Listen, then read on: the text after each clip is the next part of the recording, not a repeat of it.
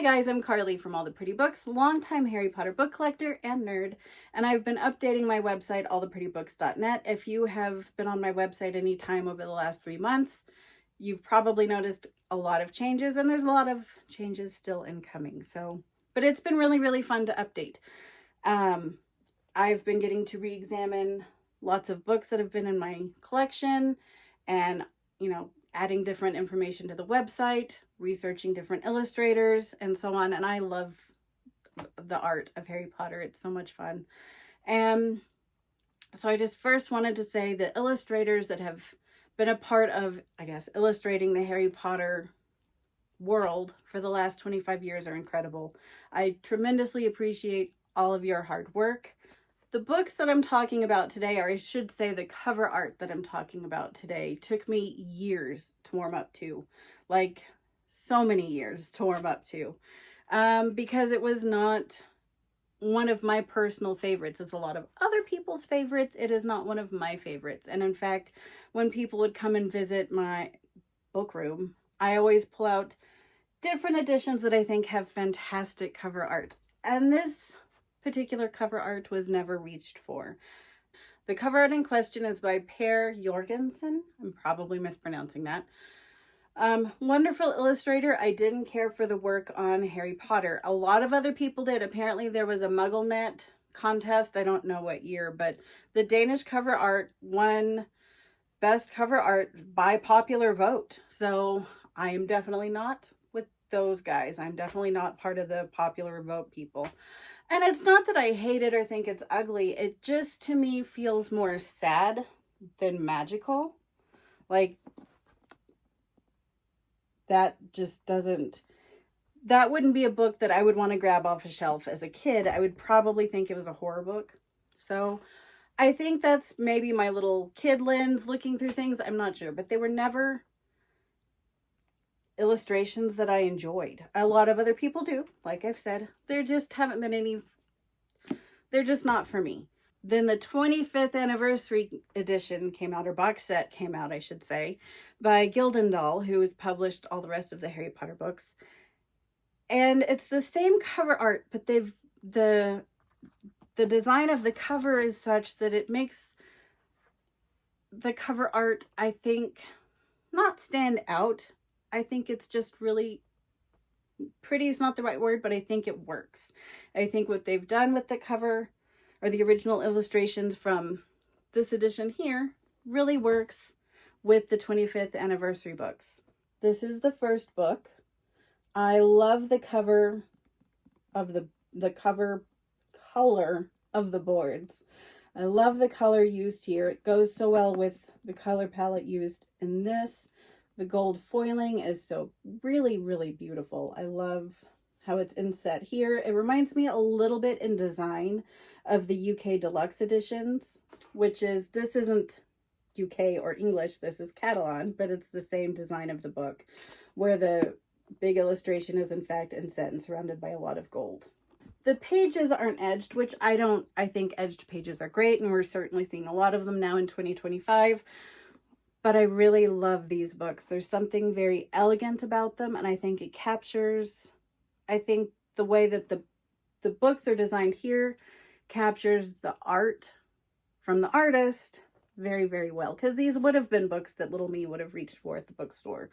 Mainly because they're shiny. I would have loved that. And then the spine art. There's platform 9 3/4. We have that. And they're just very elegantly done, I think. Ribbon bookmark. I was thrilled, actually, when this set came in. I was on the fence about buying the set, because, again, I really don't care much for this cover art. But I'd talked to other collectors who had bought it, and I kept looking at it online, and the box art, which I'll show you in a minute, is really good. I really love the box art. And so, after talking back and forth with several collectors who bought it and thought that it was worth the money, they had a great buying experience from who they bought from, I went ahead and I bought it, and I was super pleasantly surprised when it came in. The box art is really spectacular. There's the back of the box. And what is so fun is that this box art here is mirrored on the spines. And that looks really lovely on a shelf. And I mean, it's going to be upside down, but it says Harry Potter. And I love that. I'm even wearing my flying key earrings because of some of the box art. There's book 2, and I love the book 2. This, like I said, this book would not be a book I would pick up at a store. This one definitely would. Even little girl me, I wouldn't have cared so much about the snake. I would have been drawn to the guy on the broom, what's floating in the air. I wouldn't have paid as much attention to the snake because the rest of the book surroundings are so pretty. And we have the burrow on the spine. I just love it. I love the color that they used for the boards. I love how they are matte. Just honestly, like this edition is matte. But I don't know. This to me is just so much nicer done. Prisoner of Azkaban. And actually, I know I said I didn't care much for the Danish cover art. Out of all of them, Azkaban would probably be my favorite, just because of the color palette used. Basically just that. Yeah. But I again, love this dark blue with the gold foiling. There's the spine art. He's playing Quidditch. I love that. And then the back. Book 4. I know some people really like this illustration. I don't like how mermaids are depicted in Harry Potter. I was always a little girl who loved Ariel and wanted to be her at some point in my existence, and used to try to run around and dye my hair red when I was very young. So I always liked pretty mermaids. But the illustration stays true to the books, which they weren't pretty mermaids in the books either. And anyway, spine art, I love that. We have the Flying Anglia, Hogwarts Express, and the back. And book 5. I love the color of this book. It's like a chocolatey color is what it reminds me of, especially it looks so good with the cover art inset here and the gold here. And of course on the spine, and we've got Hogwarts, right? And the back. Out of all the books, this may be my favorite one in the set. I'm actually very sad. I was reshelving this, and I'm very much a short person. I'm not even 5 feet tall. So I was reshelving my set up high in my library, and my arms were too short to reach to continue pushing this set up further back. And the whole thing came tumbling down on my head, which really hurt. So all 7 of these books fell on my head.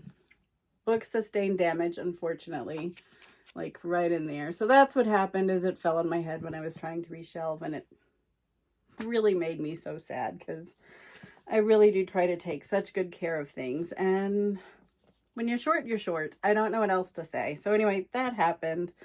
Book 6.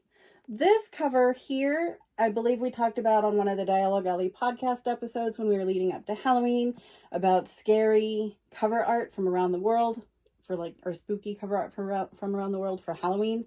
This one is definitely spooky. Again, if I were a little girl in the bookstore, this wouldn't have been a book I would have picked up if it would have had this kind of depiction. It would have scared me away from it. But I probably would have still wanted to read this if I'd read the others. Although I was really afraid of scary things when I was little, so I don't know. Either way, I do love this illustration here. I love the color of the boards again. I think it matches so well the inset art. And the spine art is just, again, spectacular. Finally, the last book. And I love the dark color. It's like a darker brown than the other one. But I think it highlights the cover art so well. The color palette in the cover art, I think it goes so well with. And we have more spine art there. I love this set. There's the back. And what's really cool too is they do have ribbon bookmarks. All 7 of the books do. I think this is so well done. It certainly is better than what Scholastic put out, which I did a video on a few weeks ago, in my opinion. And of course, it's just my opinion. But I felt like their attempt was fairly lazy. I feel like this is lovely.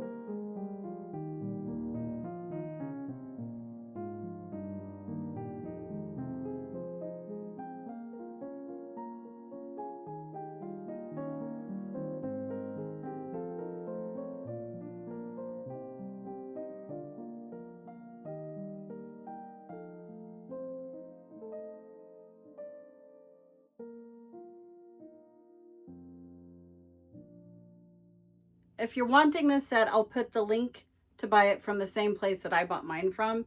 They were super easy to deal with, wonderful customer service. I actually bought 2 of these box sets, one for me, one for a friend, and they were shipped separately. And I didn't know that. I just knew that I'd bought 2. And mine, or one of the sets came and I didn't know where the second one was. So when I messaged them, they replied within 24 hours. They were super kind, provided tracking, basically said everything's fine, don't worry. And that was that. It was super easy. The other set came. Overall, I would buy from this place again. It's saxo.dk, and I'll put the link down below for the set. But they also have many other Harry Potter books, Danish Harry Potter books down below, or down on their website too. I'll also link the publisher and the illustrator down below as well. And I also have all of this information on my Danish page on the All the Pretty Books website.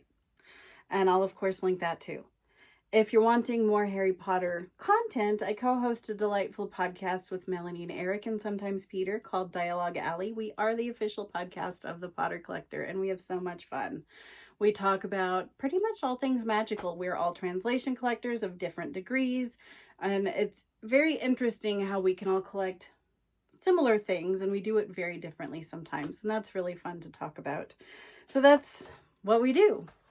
You can find us on Apple, Google, Spotify, or wherever you get your podcasts. And I'll put our information for the podcast down below as well. If you have any questions about collecting Harry Potter books, don't hesitate to ask, and I look forward to answering you.